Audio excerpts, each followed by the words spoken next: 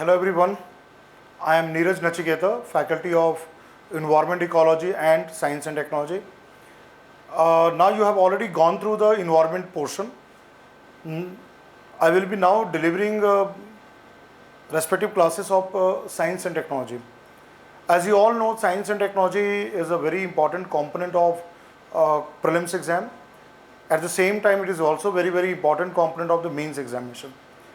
Every year in the prelims exam, in Science and Technology, you would get something around 15 questions in the examination. And in the mains exam, in the GS3 paper, there are 2 to 3 questions in subjective descriptive form to write in the answer there. So, given the fact here, in terms of the syllabus and what basically we are going to study in the classroom, I will discuss each and every aspect on the whiteboard here. So let's have a brief review of the syllabus, the requirement of the topics, and what we are going to cover in the following classes for this crash course program, so that we are able to solve questions maximum in the exam hall. So now if you look at in this part, Science and Technology.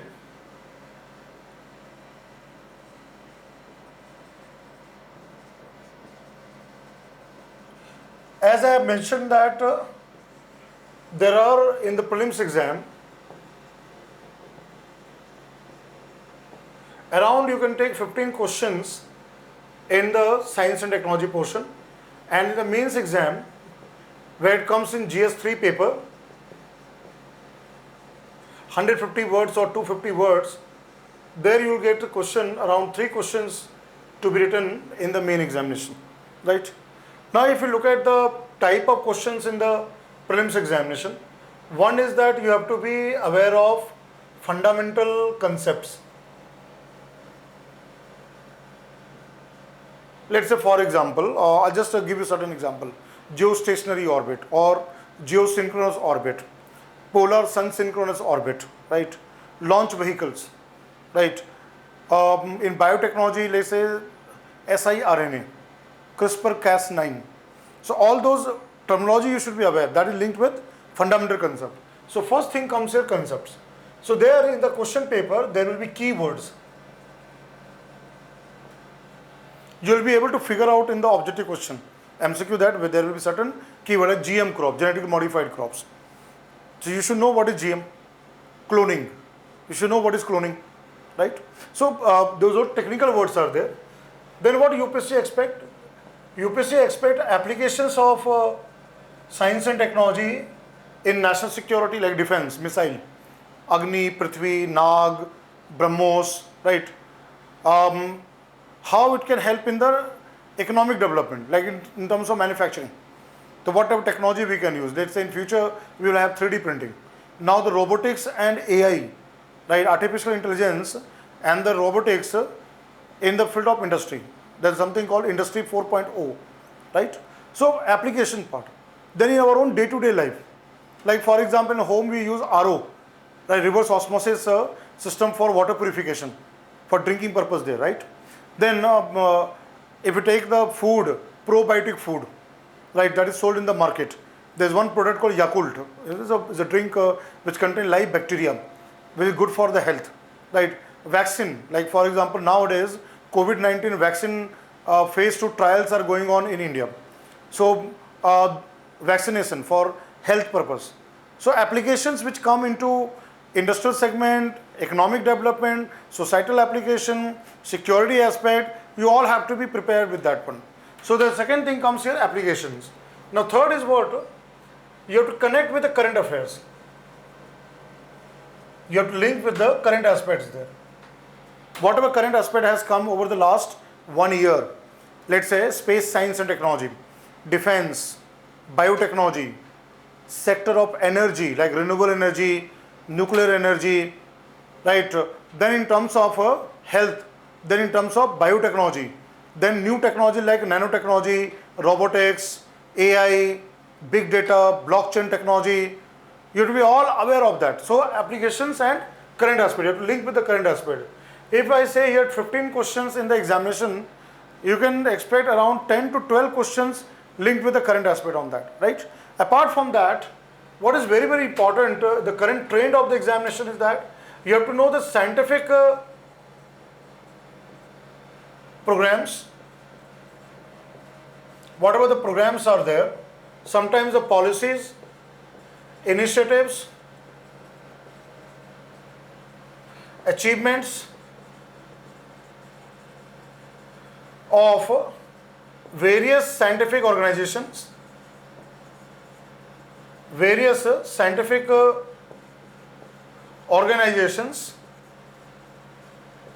like for example, let's take example ISRO, Indian Space Research Organization, in terms of space development within the Department of Space. Then DRDO, Defense Research Development Organization, in terms of defense technology development. Then Department of Science and Technology, in terms of all the scientific programs, policies and support to each and every ministry in terms of scientific programs. Then Department of Biotechnology, in terms of biotechnology development in India, right? So all those scientific organizations, along with that, here the departments, important ministries and departments of central governments, right? You have to be aware of the part of this. So ministries also there. So government departments, then let's say in ministries, right? Like for example, you know that sometimes in PIB, Press Information Bureau, then Yojana, Kurukshetra, in terms of rural development and rural development based technology, you will come to Kurukshetra. So various magazines are there which can cover that part of it. At the same time, you have to go to respective websites there. In the websites of ISRO, DRDO, right, DBT, you'll get all the programs there. This is all mentioned in the programs part of it. Now, apart from that, if you look at mains part of it, in the mains examination, you have one thing called here science and technology developments. Let's say, for example, developments of nuclear science and technology in India, right? Then development of, in terms of biotechnology in India.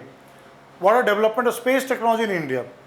Right, the birth of ISRO and the development of satellites, launch vehicles, everything. Then defense technology at DRDO. So it can be any area of science tech developments. Apart from that, eminent Indians, eminent scientists who have helped in development of science and technology based in India. For example, Dr. Homi Jahangir Bhabha, father of atomic energy program. Now 100th birth anniversary of Dr. Vikram Ambalal Sarabhai was celebrated, who is the father of space technology in India, as well as he also led to the nuclear technology development in India, right? So those eminent scientists, Nobel Prize winner, like Dr. C.V. Raman, who got Nobel Prize for Raman's effect in terms of scattering of light, right? Then Dr. Subramanian Chandrasekhar limit in terms of white dwarf star. Then Dr. Hargobind Khurana in terms of the part of genetic code.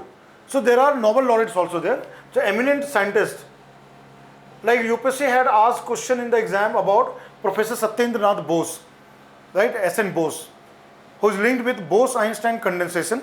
At the same time, there is a type of particle called boson particle. And recently, over the last 10 years, it has come in the news in terms of Higgs boson particle, which is also called God particle, in terms of beginning of the universe, right? So here, like eminent scientists' contributions. Last year in the mains exam, UPSC had asked question about Dr. M.S. Swaminathan, right? You know that he is said to be father of green revolution in India. Then you know Mr. M. Visvesvaraya is known as for irrigation technology, flood control, hydropower project, right? Diwan of Mysore, right? Engineers Day, 15th September is celebrated in honor of M. Visvesvaraya, right? Then you are aware of the man who knew infinity, that is a Ramanujan, eminent mathematician of India. So it can be any area where the question can be asked in the examination. Now apart from that, here in the syllabus, you have to know development in space technology, then IT, computing, right, biotechnology, nanotechnology, robotics. This is mentioned in the syllabus, but UPSC can ask you anything. It can ask you any aspect from the topics given there. And continuously UPSC is asking question from there, right? So I have just given you brief overview what is all science and technology from the UPSC point of view, right? Now Our crash course program here, crash course program, what we are going to have this particular program, I have divided the entire module into number of classes with each topic we'll study from there, because current affairs is very important, and since it is a crash course program, so you need to rapidly revise basic concept, right? The normal classroom program, when you join any prelims cum mains batch or GS foundation batch, where you study each and every aspect from there, so you learn everything in detail, right? Then current affairs website, current affairs magazines, current affairs like in terms of newspaper, you are reading from there also there, right? So what I want to bring here, like in terms of our crash course program, we have to have a harmonization, synchronization of each and every aspect. So what we are going to have, we'll have a, let's say, rapid revision, right? Let's say here reckoner, I can say here reckoner, that we can easily and fast understand all the keyword, key fundamental concept. We have to revise this fast. Let's say, for example, when I start with space technology, you need to know all the terminology and concepts related to space science and technology. Then you will be able to connect with the current affairs, right? Then what we require here, first thing is the rapid revision, second current affairs. All the current topics linked with the syllabus part, you have to be thorough with it. See, what is